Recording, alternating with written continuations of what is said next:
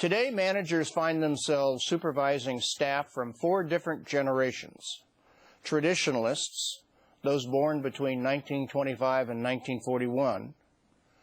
Baby boomers, those born between 1943 and 1960. Generation X, those born between 1961 and 1981. And Generation Y, those born between 1982 and the present. And each group brings distinct values and attributes to the workplace.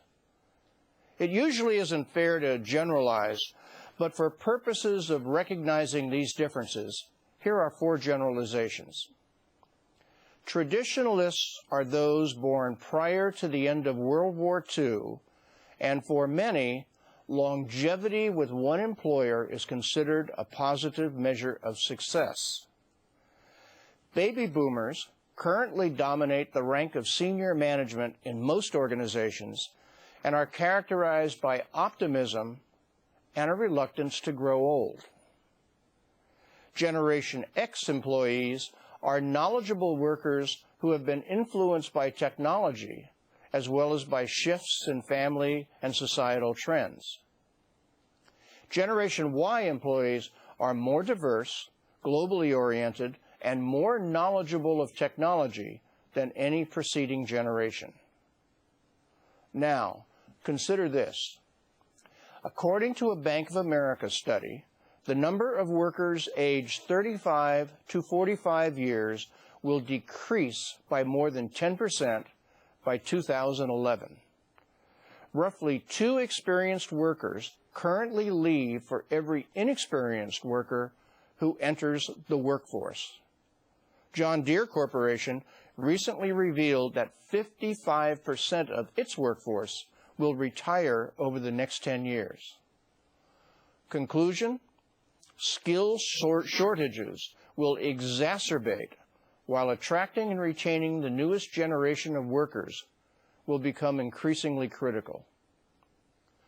The flurry of activity to prepare for baby boomer retirements and the decline in needed skills has in part led to the boom in outsourcing, especially offshore outsourcing. But handing off an operation to an outside provider is not easy.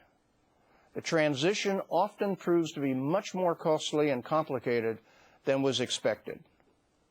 A recent survey in the United States and Europe found 6 myths about outsourcing. First, we can have it all. Executives said their top criteria for judging the success of an outsourcing project were cost reductions, improvement in service, and the ability to increase and decrease production rapidly. The problem is that achieving one objective means making a trade-off with another. Therefore, it is important to prioritize objectives and communicate them widely within the organization. Second, outsourcing is like buying any other service. Many think outsourcing is a frictionless market with no transaction costs or other restraints. On the contrary, outsourcing carries significant transaction costs, starting with finding a vendor and negotiating a contract. Then there's the expense of moving the operation from one location to another, and subsequently keeping it in sync with the rest of the organization. As one outsourcing manager told me, we still have a significant number of key people on our outsourcing partner sites in India, but we are very reluctant to bring them home as we still lack confidence in our partners' ability to deliver if we are not there. Third, we need an ironclad contract. Outsourcing is not a one-time transaction, but an exchange that evolves over time as competitive conditions and technology change. So rather than write a complex contract that covers all possible circumstances, instead draft one that ensures all parties understand their roles and responsibilities and puts in place a process for negotiating change. Fourth, vendors are insurance against failure. The sharing of risk between clients and vendors is one of the most contentious issues in outsourcing. For one thing, there is a very common and reasonable perception that vendors should bear greater liability for failure than in-house employees. However, organizations cannot outsource risk entirely. For example, an automaker who outsources the manufacture of its seatbelt system retains responsibility to ensure that the seatbelts meet quality standards. Fifth, it's not our problem anymore.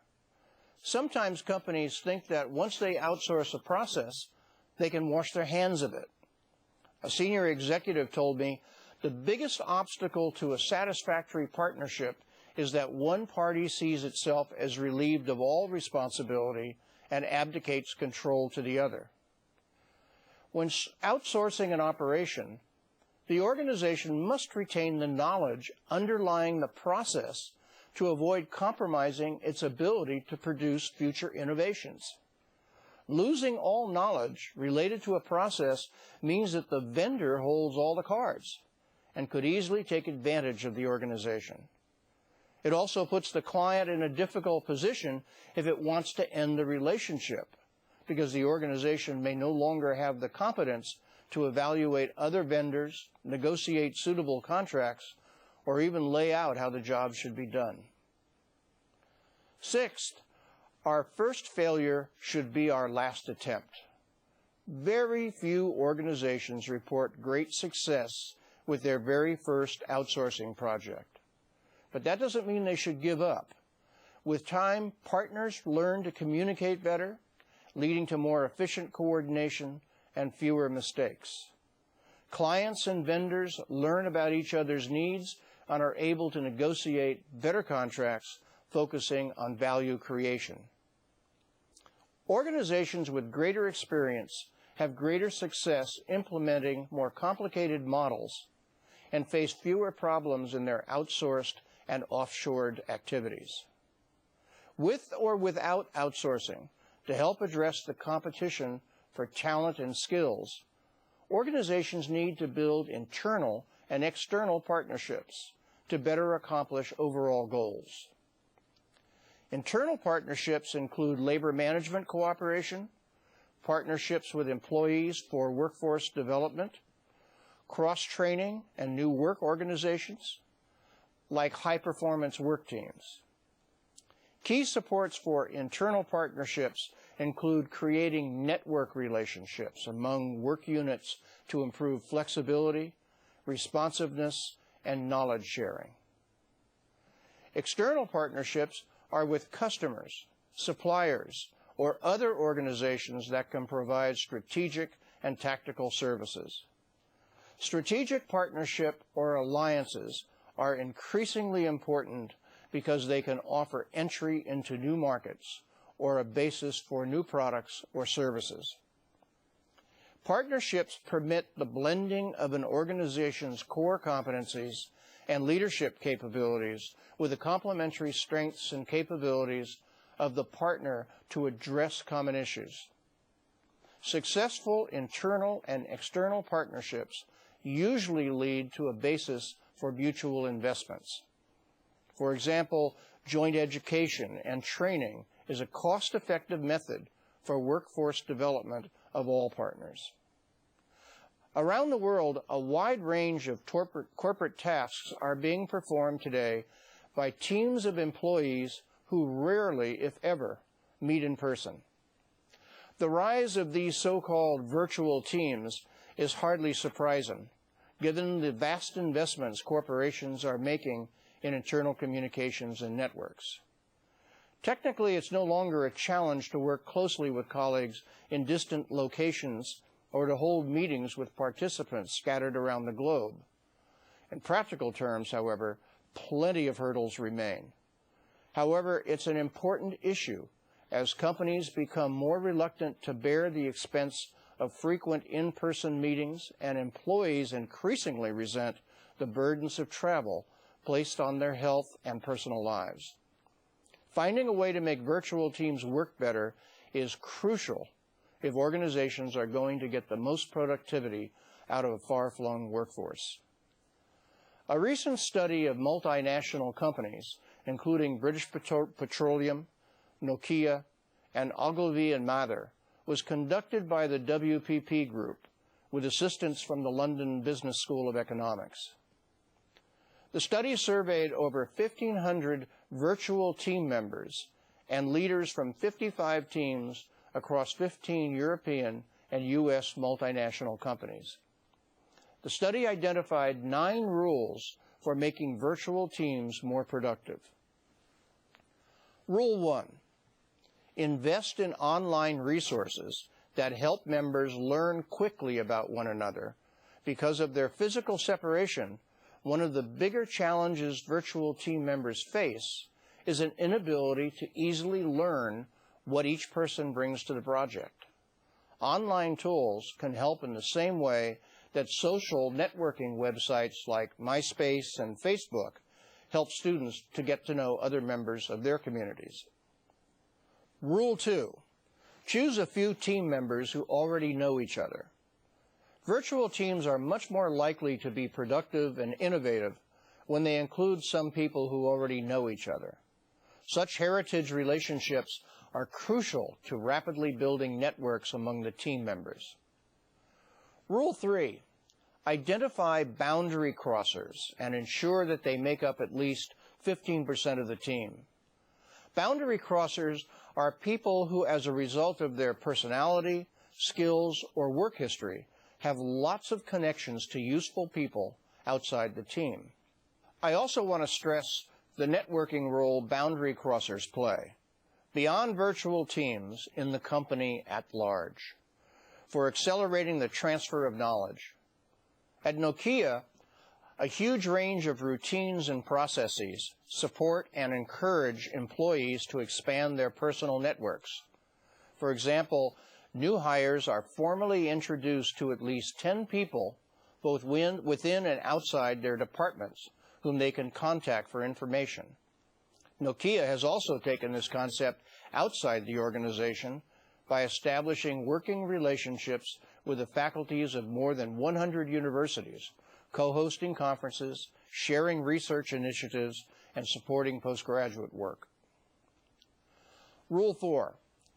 Break the team's work up into modules so that progress in one location is not overly dependent on progress in another.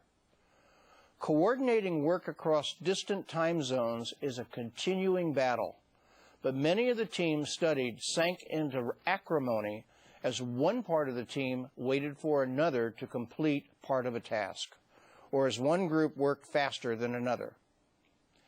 Depending on the type of work, try designing the workflows so that contributions from different locations can be assembled into a whole toward the end of the process. Rule 5. Create an online site where a team can collaborate, exchange ideas, and inspire one another. Strong virtual teams often have a shared online workspace that all members can access 24 hours a day. This ensures that while different team members or groups are working relatively independently at times, they can continuously follow the progress and insights of other team members. Xerox maintains websites dedicated to individual projects in which virtual teams are able to share their plans, modify a shared piece of work, and informally exchange ideas, which ensures that at any time, people can rapidly understand where their own work is and how it fits with that of others. Rule 6.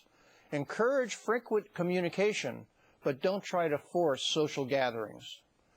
Members of successful teams communicate with one another often, and interestingly, the mode of communications doesn't seem to be important. For some, the preferred communication tool is text messaging, while for other organizations, it is email or voicemail. What is important is that communication be frequent and rapid. Most virtual teams often make an effort to get the members together at some point during their tenure. Once the virtual team is up and running, and has begun to establish a shared working style, then a collective event can play a key role in the building of trust and goodwill. Let me make a few comments about meetings generally. When meeting in person or by a virtual method, there are 10 questions you can ask yourself to make any meeting more productive. Why are we holding this meeting? What is the expected outcome of the meeting? What type of meeting is it? Have we invited all the right persons? Have we allocated the right amount of time? Have we created an agenda for the meeting? How will participants deal with the agenda items? Who does what during the meeting? That is, who takes notes, keeps time, etc. How will decisions be made during the meeting? And who makes the final decisions? Rule 7. Assign tasks that are challenging and interesting. Because the work of virtual teams is often unsupervised, their tasks must be stimulating and challenging. One of the biggest reasons virtual teams fail is because the members don't find the work interesting. Rule 8. Ensure the task is meaningful. Ideally, a virtual team's mission should resonate with each member's values, both as individuals and as professionals who want to develop their skills and be of clear importance to the company. Rule 9. Solicit volunteers as much as possible. As the online encyclopedia Wikipedia and the creators of Linux have shown, virtual teams thrive when they include volunteers with valuable skill, people whose proof of commitment is their willingness to join the team on their own. Perhaps the single most important element to improving organizational performance in the new global economy is organizational and personal learning. Learning that is embedded in the way the organization operates. Learning that is practiced at the personal, work unit, and organizational levels and results in solving problems at their source, the root causes. Therefore, the sources for learning should come from employees' ideas, customers' input, best practice sharing, and benchmarking. Personal learning results in a more satisfied and versatile workforce that is committed to their organization, expands the organization's knowledge assets, and fosters an environment for innovation. Actions that provide such learning strategies include job rotation, on-the-job training, and increased pay for demonstrated knowledge and skills. The payoff is not only better products and services, but also an organization that is more responsive, adaptive, innovative, and efficient. Today, education and training programs have multiple modes, including computer and internet-based learning, as well as live satellite broadcasts. In addition to employee education, the new global economy and the changing demographics of the workforce may require a full revision of human resources strategies. Because when it comes to human resources, one size no longer fits all. Competition for talent is tougher as the workforce grows more mobile and diverse in terms of culture, education, and individual aspirations. Like consumers, workers today are increasingly accustomed to more tailored offerings and are more likely to be attracted to and remain with an organization that provides them options, like flexible schedules or customized career paths. Surveys and interviews with managers and human resource executives at 51 companies revealed 4 techniques that are growing in popularity for retaining high-performance employees. First, segment the workforce.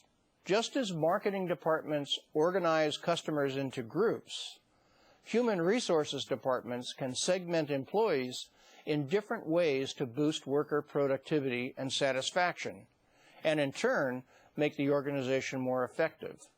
A number of employers have begun to segment based on the employee's value to the organization. IBM, for example, offers specialized development opportunities to employees in critical job roles, creating distinct roles for engineers based on their personality and interests. Second, offer choices. An alternative way of creating customized employee experiences is to allow employees to choose from a standard set of choices. In recent years, a growing number of employers have provided full-time employees with cafeteria benefit plans, which allow people to pick the options they value most. Now organizations are becoming creative about offering choices in other areas. For example, Sun Microsystems asks employees to identify the type of physical setting that suits them best: a private office, a team room, a satellite center, or their home office. Third, be flexible. Many companies are saddled with human resource policies that are so specific that they are no longer relevant and have become bureaucratic barriers to effective management, even undermining performance. Increasingly, companies are creating human resource policies that give workers greater discretion within clearly defined limits. At Avis Budget Group, department managers control their budgets within preset limits, free to reward high-performance employees with extra money. The clothing chain Men's Wearhouse establishes sales targets for its stores, but doesn't dictate how employees should reach those targets. Fourth, get personal. Employee performance can be improved just as much, if not more, by general management practices that recognize the individual, like one-on-one coaching or mentoring, or redefine a job's focus to line up with an employee's strengths. In this spirit, some companies are reconsidering how they approach performance reviews.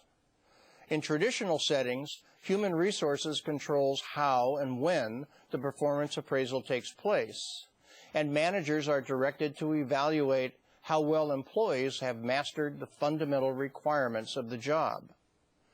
But as work becomes more team and project-based, it is becoming more difficult to have a standard set of performance requirements. So many companies supplement traditional performance reviews with continuing discussions with employees about goals and progress. These practices can require a difficult balancing act. When managers treat individual employees differently, maintaining a sense of fundamental fairness is crucial. The best way managers can respond to employee concerns is to be as open as possible about how they make decisions and to have a clear rationale for decisions and policies. Finally, these practices work better in some contexts than in others. Government regulation is one critical factor. Many countries, such as Belgium, France, and Germany, have strict labor rules that may make more customized practices difficult or impossible to introduce. In the U.S., some customized practices may bump up against rules about equal opportunity or retirement plan security. Therefore, many companies use flexible policies to supplement rather than replace established programs.